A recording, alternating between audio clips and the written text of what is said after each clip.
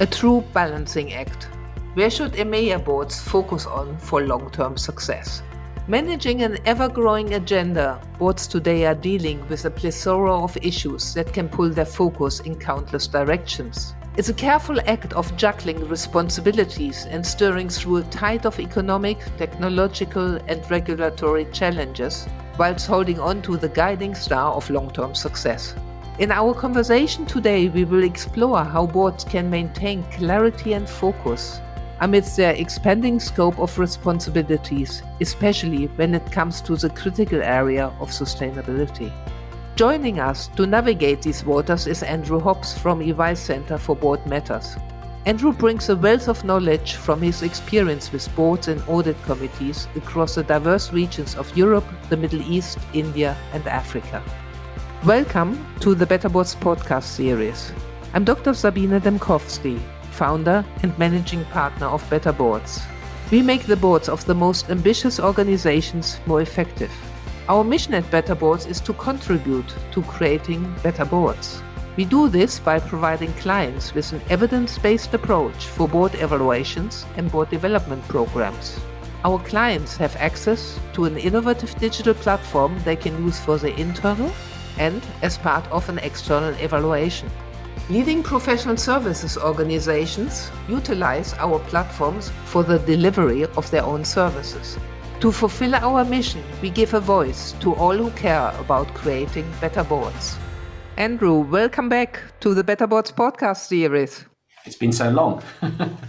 I'm always amazed. You publish another fantastic report, which is at the center of our discussion today. And we are very ambitious in this podcast talking about focus. I mean, who wouldn't want to have a little bit more focus in times like these? So let's see how we will manage. The report that I just mentioned identifies generative AI as a major force transforming businesses. There's so much to say about this, but could you pinpoint just 3 key aspects boards should focus on to really harness this trend effectively, whilst also mitigating any risks? No, sure. I mean, just to rewind, this comes from a report called Board Priorities, which we do every year. And what we try and do, to your point about focusing, is to really zero in on what we see from feedback we get from directors, but also from our colleagues around the business about what is top of mind for business, and give directors just some pointers about saying, keep your eyes on these areas because there's so much other stuff going on that boards have to deal with. Just keep your eye on these 5 or 6. So you mentioned AI. I think everyone's talking about AI right now. It would be surprising if we didn't have something about the topic in there. I mean, the thing for me, you asked for 3 key aspects. Really the key things are, it's about making sure you don't miss out and take full advantage, but equally it's about making sure that you do so responsibly. So the 3 things I would say is work out where AI can be used to most effect within your business. So work on the use cases, not any use case that comes across the boardroom table. Think about how AI may disrupt your business. In other words, allow competitors to come in and take market share.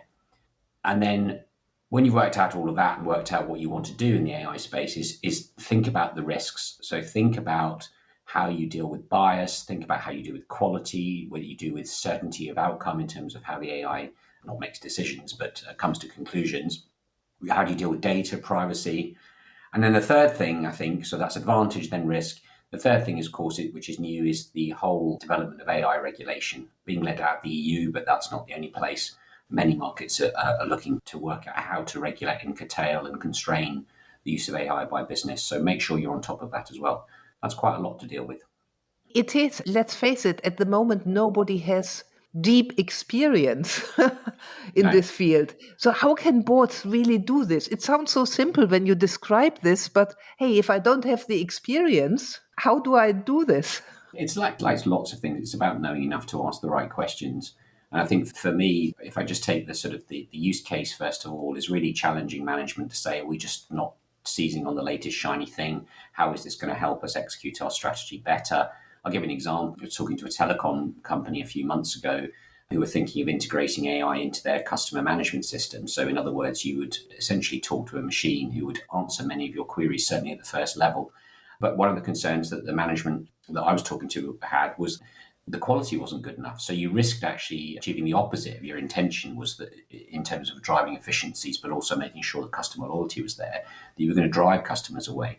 So there's something about sort of boards challenging and saying, does this work? How do we know it works? Does it work, enough of a level for us to sort of accept that it's going to go wrong occasionally? Are we happy with that? So it's typical business type questions. And then on the governance side, I think there you can ask some really pointed questions. There are a number of, and we have them ourselves, a number of organizations that have principles of responsible AI. The OECD's put them out. You can look at these. They're generally exercising common sense. And so you can ask questions around them, which is, how do we ensure quality control? How do we know that privacy is protected? How do we know that it doesn't produce biased and unfair results? How do we know that it works? Things like that, just really, really basic questions can get around that expertise point that you mentioned. Now, let's zoom back from the future in a way and focus a little bit on human capital. I mean, it's another critical area you've highlighted. Yeah. Everyone knows about current skill shortages. Yeah. Almost every company is affected by this. How can boards effectively address really these strategic workforce planning issues while integrating diversity, equity, inclusion? Another great point. It was a good segue into this topic from the previous one where, I think boards could also be asking about how skills in technology and AI are being deployed throughout the organization and what it's actually going to do, the implementation of AI is going to do to the workforce planning as another way of sort of making sure that the use of AI is governed and developed properly. But if we look at the topic of human capital more broadly, in coming up with these reports, I talk to boards regularly over the calendar year. And the one thing they've said to me is that they're spending more time on workforce-related topics than for the last couple of years that they have in a long time, and they don't expect that to change anytime soon. So in terms of what you do, now you have to be careful, depending on the governance structure that you have, that you're not kind of going into doing management's job for them, but you really need to challenge management and work with them to map out what the sort of skills strategy is for the organization against future requirements, particularly where there's a shortage. So what are you going to do with that? How are you going to plug it? Are you either going to use technology? Are you going to upskill your current workforce, reskill them? Are you going to go on a massive recruitment drive? But you do need a strategy there and have massive amounts of expertise. But there's a whole question about, in a skills shortage scenario, about the employee value proposition. So what is it about this organization that will make people want to come and work for us? And that's another area where boards are having to get involved. And some of that will be, or a lot of it will be around D&I, but also things like, what's your purpose as an organization? Young people really care about climate, for example, in Western Europe. So what's your story there? Never mind what your strategy in relation to sustainability is, which we'll come on to later. And that can also include post-COVID, what's your approach to hybrid working, those sorts of things. So what's our offering? Why should you come and work for us rather than someone else is something that the board really needs to kind of understand. Those are the areas I think I would kind of boil it down to. All of this would already be quite enough for any director. There's, of course, the economic landscape, which is really shifting beneath our feet. I can't remember a time when we had to deal with so many shifts in the economy. How can boards navigate their companies really through these turbulence of inflation, fluctuating interest rates, geopolitical movements? Yeah. And how do you do this with a really steady hand and calmly? Another great question. I mean, just trying to keep it short because I've probably said a bit too much in the last answer.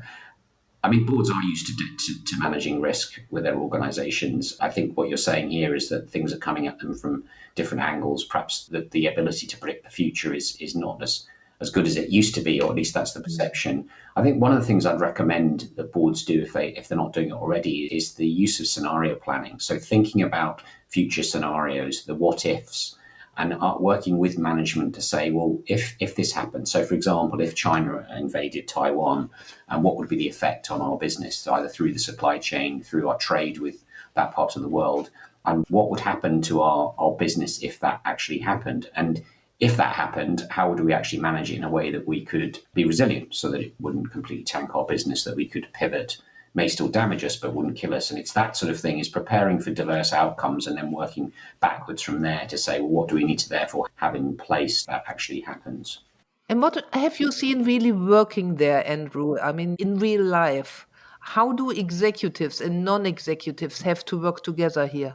That's a good question. I mean, I think this is about management working with their risk professionals, with Treasury, with others on testing sort of the solvency and financial resilience of the business in those particular scenarios and taking boards through them. And boards themselves have to, and I think this perhaps goes a lot to the question about skills and expertise of boards that you asked earlier, is that the modern non-executive director perhaps needs to be into and researching and knowledgeable about many more topics, not at a deep level, but at a fairly high level and current level, to be able to challenge and kick that scenario that management has prepared, the projections that management have prepared, the stress testing that management have prepared, to say, what about this? What about that? Have you thought about this?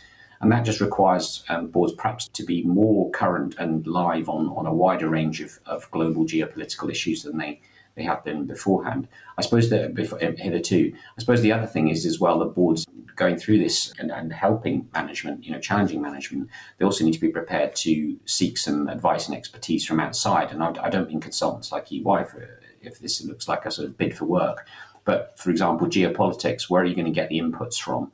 And getting those into the boardroom, or at least into the minds of the non-execs to help challenge the work of management. I mean, this going on, and it's a lot as we discussed. What is really the cause for ensuring continuity? It seems to be quite challenging, or more challenging than it used to be. No, I agree. And I mentioned the scenario planning already. I mean, I say a lot of significant risk through geopolitical and economic uncertainty is through your supply chain, value chain, also affected by climate change as well, depending on which sector you're in. But that, I think, is an area for work, and which we understand from colleagues within our business that boards are doing a lot of work in. And this is really about making sure that you don't have all your eggs in one basket, that you have agile supply chains. In other words, if supplies are cut off or severely restricted in a particular part of the world, that you have the ability to procure the raw materials or other goods or services from other markets. It also might mean about shortening supply chains so that you have closer access in more perhaps benign environments to the products and services that you need for your business. Coupled with that, you have, in terms of meeting sustainability objectives, more and more work's been done around the circular economy. So thinking about how your supply chain and value chain allows you to move towards a circular approach in your bid to reduce the carbon emissions and other environmental impacts that you have. Another sort of key point in resilience. Yeah, I just wanted to come to this, Andrew, actually. I mean, besides all of what we discussed so far, there is, of course, sustainability. Yeah, which you put rightly at the heart of your report. Yeah. What insights have you gathered about how boards can truly support management in advancing sustainability initiatives? One gains the feeling that there is a certain tiredness or a little bit of disillusionment, maybe. It's not as high on the agenda as it used to be, is it? It's a great question, and we've done some work in this area. I think you're right. Let me nuance it a bit. It is high on the agenda for boards and for companies. There is some fatigue. There's certainly a progress in terms of decarbonisation is not going as fast as it should. So it means something isn't working quite right. We've done a bit of research in the area to both identify the problem, which you've outlined very well, but also to look at solutions. And it's interesting for me, we had a report called the EY Sustainable Value Study that came out fairly recently, which showed that the kind of financial returns, I think it was that companies making progress on sustainability objectives were likely to have profits that have excess profits within a factor of 1.8 or 2. So there's a financial return to be had, but that progress is not being made. We then did some further work in the long-term value and corporate governance study, which seemed to suggest, and I've corroborated this at least anecdotally with boards and management, the problem some companies have is a lack of confidence in the likely return on investment of allocating capital towards sustainability, I suppose sustainable investments. Let's put it like that. Say you want to decarbonize your energy mix. And that's because they don't have the right data, or they don't have the right narrative and story and able to give them the confidence to allocate that capital. And I think that's where the boards can come in. They can get more demanding on management, and where there isn't a financial return on investment, look at things like longer time horizons to achieve that return, or look at better demonstration of the adverse impacts if you don't do something, in terms of the narrative on, say, the carbon impact of not doing things. But really leaning in and challenging management to produce those business cases, and then maybe having the confidence to allocate capital towards those projects even though you haven't got the same sort of confidence in the financial returns in the short term that you might otherwise have. So I would describe that in a nutshell as leadership, really. I mean, we were racing in this podcast episode through some very, very hot topics. And now comes the brutally hard question. What are the 3 things our listeners should take away from this podcast? Okay, I'll try and do it quick. And it's really a summary of what we're talking about. So it's AI, human capital, and sustainability. So on AI, I think the key takeaway is do seize the power of it and the opportunity that exists within it, but do so thoughtfully, applying it to the use cases that make most difference to your business and doing so in a responsible way. So making sure that the governance around it is right while having a mind on the regulatory agenda that's developing. On human capital, be prepared to spend more time as a board on getting your human capital strategy right. That's for all sorts of reasons, not least the transition risk there in terms of AI deployment, about what that's going to do to jobs, but also the skills that are needed in order to take advantage of that, plus sustainability, where there are also skills gaps. So really develop a good human capital strategy so that you can attract the best people to achieve and deliver on your strategy. And then the third thing is really lean into and redouble your efforts in your sustainability strategy in circumstances where the headwinds are really, and that's in terms of regulatory burden, it's in terms of energy costs, inflation, interest rates, and just generally the market environment. Just push on, lead, really make demands of management to get you the confidence that you need to allocate capital to make the biggest difference. And those are the 3 things. Fantastic, Andrew. Amazing. Easier said than done. Easier said than done. Absolutely. Thank you so much for contributing to the Better Boards podcast series. Thanks for having me again, Sabine. See you soon. How can we help you and your board? We at Better Boards are always delighted to hear from you. If you have an idea for a podcast, if you want to give us feedback on this podcast, if you would like to learn more about our work or see a demo of our platform, get in touch. You can best reach us at info@better-boards.com. Thank you for listening.